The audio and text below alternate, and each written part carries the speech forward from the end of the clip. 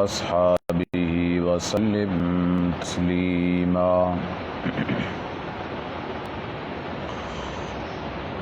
دوسرا پارہ ہے سورۃ البقرہ، آیت نمبر 194۔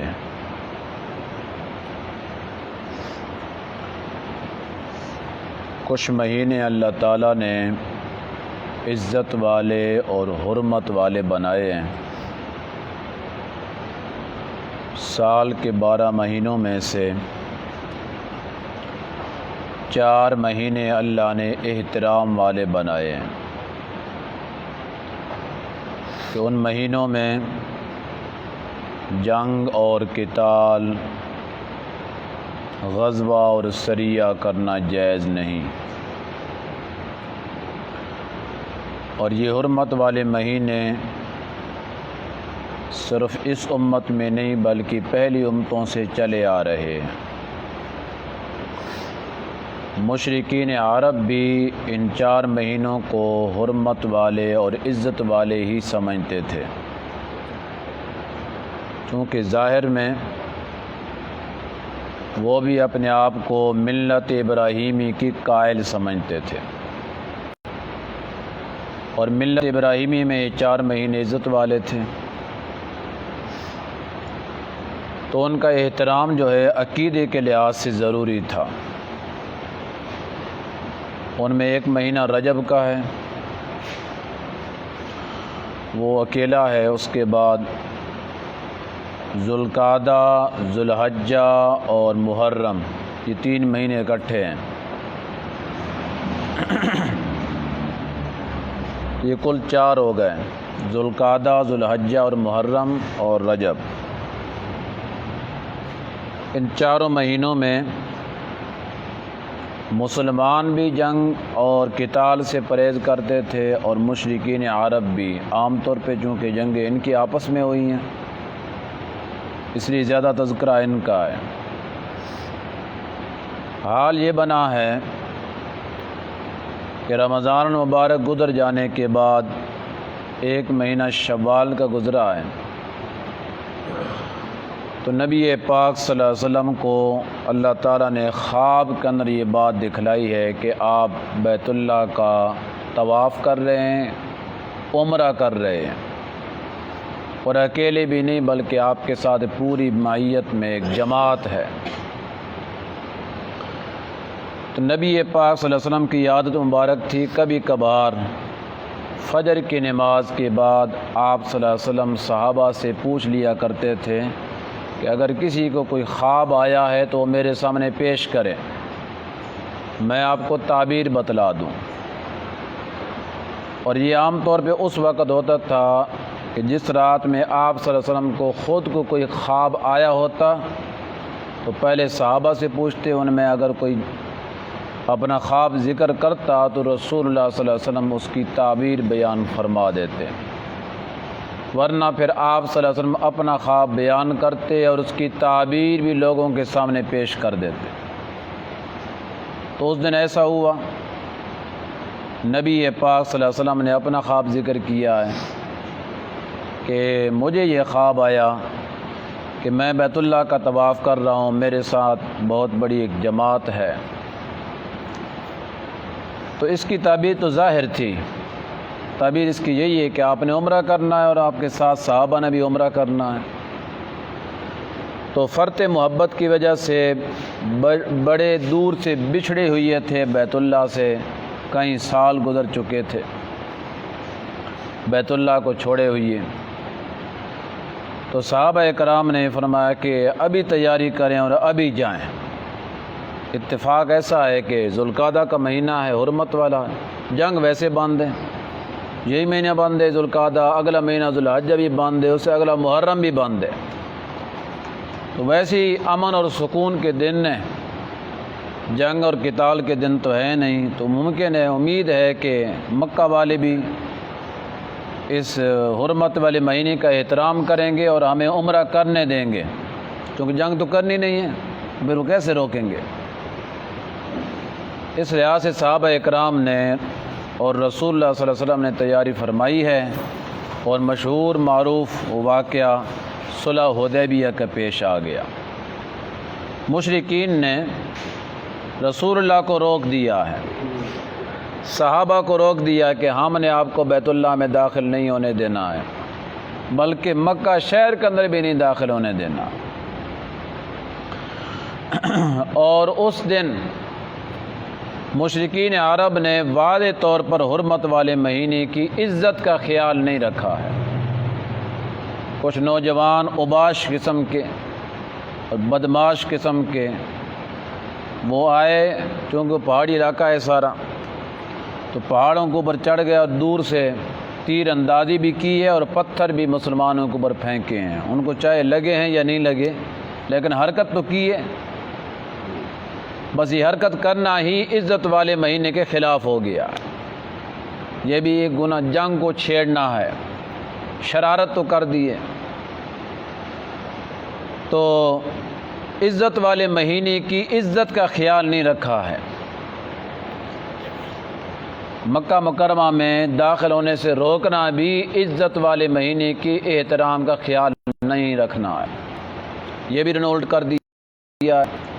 پھر صلح ہوئی ہے کہ آپ اس سال واپس جائیں، ہم آپ کو بیت اللہ میں داخل نہیں ہونے دیں گے، ہم اپنی ضد پہ برقرار ہیں، آئندہ سال آپ آئیں اور 3 دن کا آپ کو اختیار ہے، آپ مکہ میں رہ سکتے ہیں اور بیت اللہ کا طواف کر سکتے ہیں، عمرہ کر سکتے ہیں۔ 3 دنوں کے بعد آپ نے ہمارے شہر مکہ کو چھوڑ دینا ہے اور واپس چلے جانا ہے۔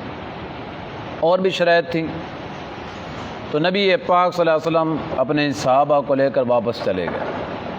آئندہ سال جب آنے لگے نا، تو صحابہ اکرام نے پھر آپس میں مشورہ کیا اور رسول اللہ صلی اللہ علیہ وسلم سے کہ یا رسول اللہ، آپ کو پتہ تو ہے اپنی قوم کا جتنے وہ چنگے ہیں، اگر اس سال پھر وہ جنگ کے لیے تیار ہو جائیں اور ہمیں بیت اللہ میں داخل نہ ہونے دیں، کوئی شرارت کریں، تو پھر ہم کیا کریں؟ اس لیے اپنے ساتھ کچھ اسلحہ لے جانا چاہیے احتیاطاً۔ تو دوسری مرتبہ، پہلی مرتبہ آپ اسلحہ لے کر نہیں گئے تھے سوائے تلواروں کے اور کچھ نہیں تھا۔ دوسری مرتبہ رسول اللہ صلی اللہ علیہ وسلم نے فرمایا ہاں ٹھیک ہے، آپ اپنے ساتھ نا کچھ مخصوص اونٹوں پر صرف اسلحہ لاد دو، ہر قسم کا اسلحہ جو اس وقت کی ضرورت ہوتی تھی وہ سب آپ صلی اللہ علیہ وسلم نے اپنے ساتھ اونٹوں پہ اسلحہ جمع کر لیا ہے اور اپنے ساتھ لے کر گئے ہیں۔ پھر رسول اللہ صلی اللہ علیہ وسلم کو مشرکین مکہ پر کوئی اعتماد نہیں تھا، اسی وجہ سے 1400 صحابہ جو عمرہ کرنے کے لیے دوبارہ پھر تشریف لے گئے ہیں، وہ یہ نہیں کہ یک لک سارے بیت اللہ میں داخل ہو گئے یوں کر کے طواف کر کے واپس آ گئے ہیں، بلکہ کم و بیش 300 کے قریب مجاہد رسول اللہ صلی اللہ علیہ وسلم نے اپنے پیچھے سامان کے پاس، اونٹوں کے پاس، اسلحہ کے پاس ان کو ادھر رکھا ہے، آپ ادھر ٹھہریں، ہم طواف کرتے ہیں، اگر کوئی گڑبڑ ہوئی تو اسلحہ لے کر آ جانا ہے۔ یہ احتیاط تھی، کیا پتہ ہے ہم خالی آج جائیں ہمارے اوپر حملہ کر دیں اور سب کو یک لک ختم کر دیں۔ اعتماد نہیں تھا، اعتبار نہیں تھا ان کا۔ اور پھر یہ عمرہ کر کے واپس گئے ہیں، پھر ان کو بھیجا ہے۔ یوں کر کے رسول اللہ صلی اللہ علیہ وسلم نے دوسرا عمرہ کیا ہے۔ اب معاملہ یہ بن گیا ہے کہ پہلی مرتبہ جب انہوں نے سنگ باری کی تھی، پتھر پھینکے تھے اور تیر پھینکے تھے، تو صحابہ اکرام کے دل کے اندر تو مہینے کا احترام تھا، انہوں نے کوئی جوابی کارروائی نہیں کی ہے کہ ہم تو کچھ نہیں کرتے، بھائی حرمت کا مہینہ، عزت والا مہینہ ہے، ہم نے تو اس کا احترام کرنا ہے۔ اللہ نے فرمایا یہ بات تو ٹھیک ہے، حرمت والا مہینہ ہے، عزت والا مہینہ ہے، جنگ اس میں جائز نہیں، لیکن اگر کوئی جنگ چھیڑ دے پھر اس کو چھوڑنا بھی نہیں ہے۔ یہ نہیں کہ صوفی بن کر پھر بیٹھے رہو، اگر وہ احترام نہیں کرتے تو پھر تمہارے اوپر بھی احترام لازمی کوئی نہیں ہے۔ یہ نہیں کہ آپ احترام کرتے کرتے مارے جائیں۔ اس لیے اللہ فرماتے ہیں الشہر الحرام بالشہر الحرام، حرمت والے مہینے مقابل ہیں حرمت والے مہینوں کے۔ اگر ایک قوم حرمت والا مہینہ سمجھ کر جنگ کو بند کر رہی ہے تو پھر تم بھی احترام کرو، جنگ نہیں کرنی ہے۔ لیکن اگر انہوں نے جنگ چھیڑ دیے تو حرمت والے مہینے جو ہے نا مقابلے کے اندر بھی تو حرمت ہو تب وہ حرمت باقی رہے گی. اگر مد مقابل نہیں عزت کر رہا، نہیں حرمت بنا رہا، تو پھر آپ کو بھی احترام کرنے کی ضرورت نہیں، پھر ان سے جنگ کرو.